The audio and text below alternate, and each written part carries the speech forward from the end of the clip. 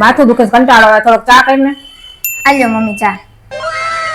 સારું કર્યું, લે તો ચા બનાવી. મમ્મી મને એક વિચાર આવ્યો. આપણે ચામાં દૂધ નાખીને બનાવીએ ને બદલે છાશ નાખીને બનાવીએ તો કેવી બને? છાશ ન ખાય, ફાટી જાય ચા.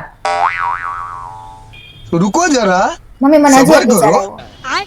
આપણે કોલ્ડ કોફી પીએ તો એને બદલે કોલ્ડ ટી પીએ તો ના લે, એમાં બરફના ગંગડા નાખી દઈ તો? બરફ ન ખાય. और अभी तो रुको, क्लाइमैक्स अभी बाकी है. મમ્મી મને હજી એક વિચાર આવ્યો. આપણે ચામાં ચાનો મસાલો નાખીએ ને બદલે ગરમ મસાલો નાખીને બનાવીએ તો કેવી બને? ગરમ મસાલો ન ખાય. ગરમ મસાલો દાળમાં ને શાકમાં આવે.